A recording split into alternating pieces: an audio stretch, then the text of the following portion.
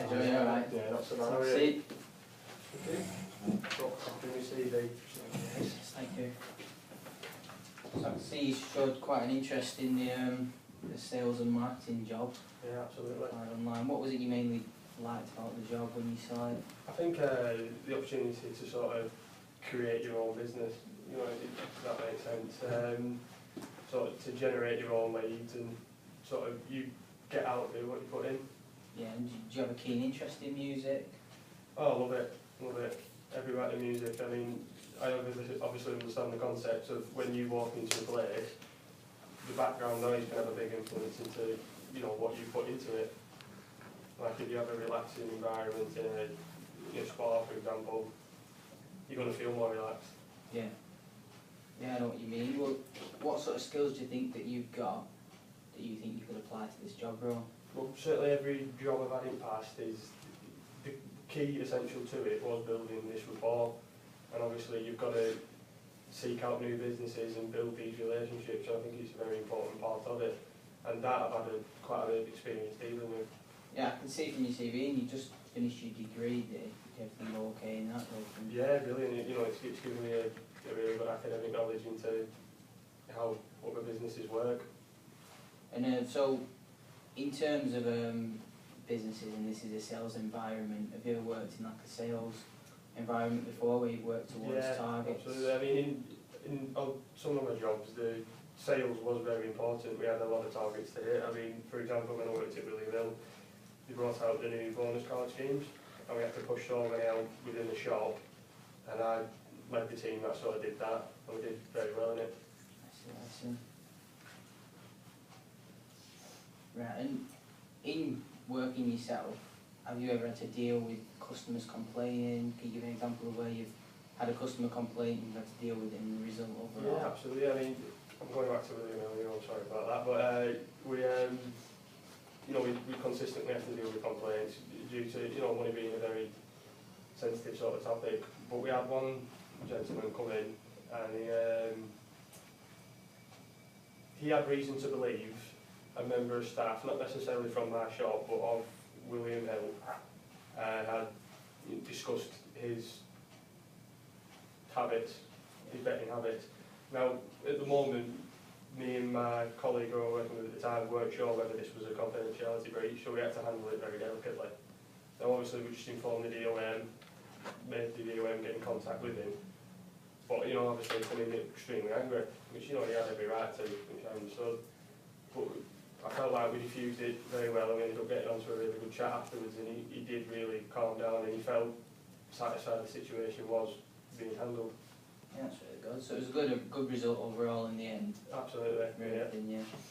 And so, in regards to building relationships with people, if I was to give you, say, 3 aspects of the job role, in regards to development, profit, and building relationships, would you be able to rank them in a certain order, and which ones do you think are important and why? Yeah, absolutely. I think building relationships would be number 1. I think that's beyond essential, because you're never going to get the other aspects without building these relationships. And obviously, I think number 2 will be development, because you're going to develop as a sales executive, and you're going to know how to build these relationships and know how to approach them at every other angle to get what you need out of it. And obviously, profit, I'll take last. Obviously, it's an important aspect, but without the other 2, you're not going to see any benefits in the profit. Yeah, well, yeah, there is no right or wrong, but you have hit it straight on there, and it is about building relationships and developing through the business to get towards your profit with people, as you have worked in the past with customers on a regular basis. But in regards to in this job role, have you ever had experience dealing with commercial businesses?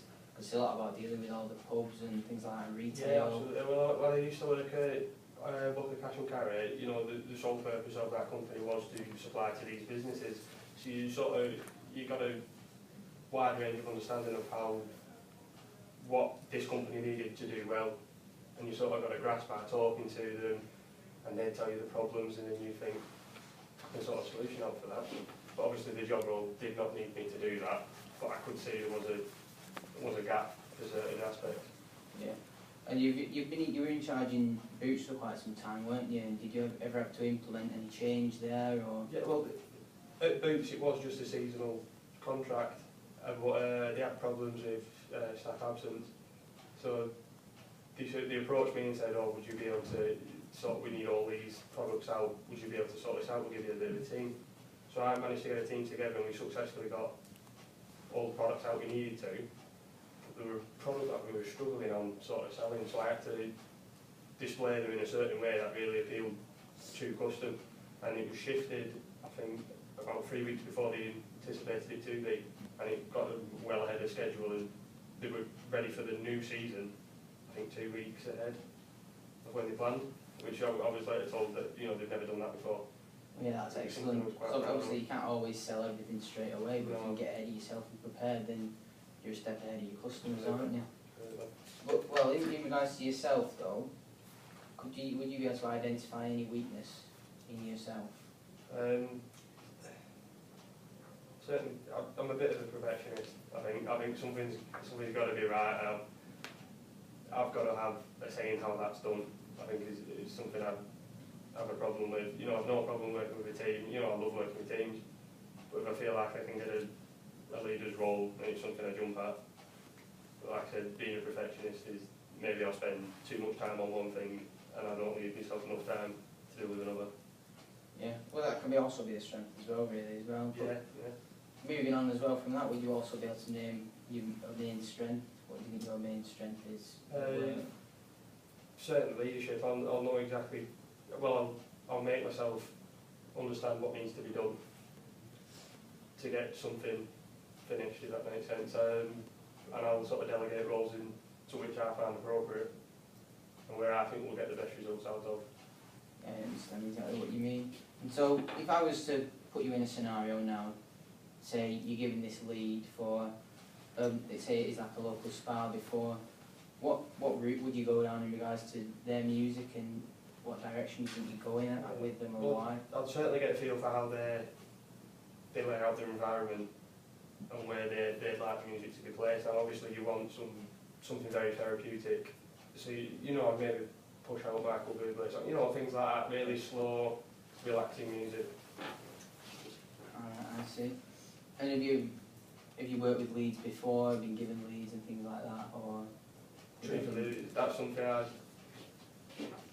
lacked an experience-wise, but you know, I understand the concept of building these leads. It's just mainly the concept, yeah. It's not something that everyone has experience in, but your previous jobs and things like that show that there is a lot of experience, and you do fully fit the job specifications, and you meet everything that we need.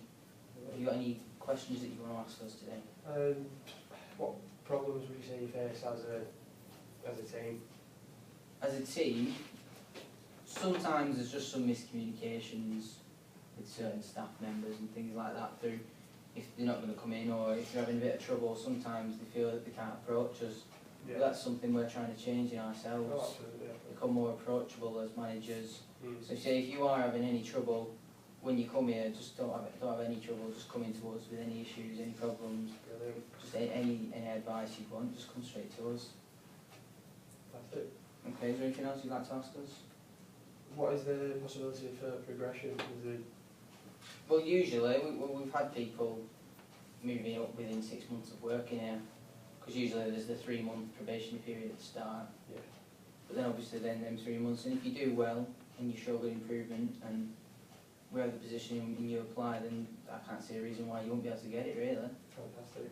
You know, something I'm looking for is to move in a very successful company, and from what I've seen from your job description and your company, you know, it's something I feel you are.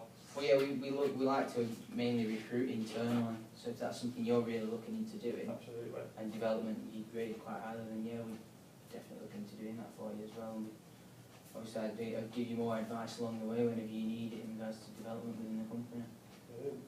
Is that okay then? Yeah, I think you've answered everything. Alright, well thanks very much for coming. We'll give you a call by Friday when everything's sorted, and then we'll let you know how things have gone, okay? Yeah, fantastic. Alright, thanks for coming, Joe. Thank you.